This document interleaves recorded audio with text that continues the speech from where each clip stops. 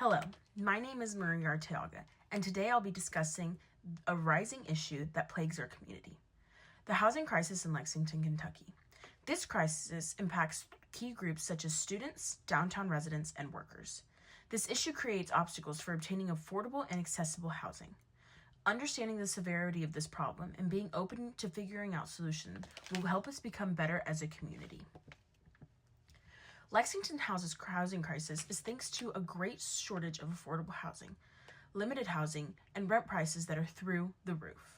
According to a 2023 report from the Urban League of Lexington, the city had a deficit of over 5,000 affordable housing units for low-income families. This affects three groups, which are commuters, students, downtown residents, and medical employees. Downtown residents often face a scenario where they are displaced due to gentrification. Students also struggle to find affordable housing options near UK's campus. Medical workers who are working long hours and find it difficult to obtain housing near their jobs, which increases their stress levels and their commute to work. This issue just isn't about the money aspect. It is also about the quality of life of those who are affected. Egregious rent means families are forced out of their homes that they have spent decades of their lives in. Students, on the other hand, are caused unnecessary financial stress because of the lack of affordable housing, which also leads to having to accumulate higher student debt.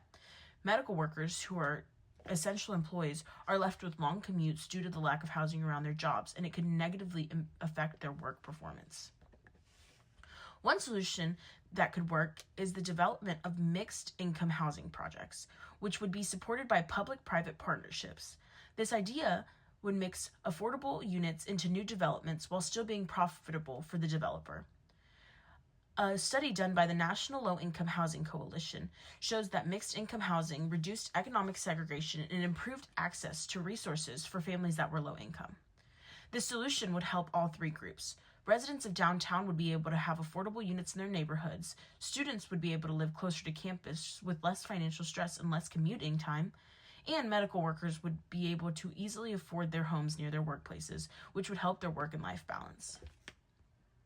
To be able to address the housing crisis, we need to strive towards more funding for mixed income housing projects, revisit zoning regulations, and to further affordable housing development, and we also can support policies that don't displace renters in the downtown neighborhoods.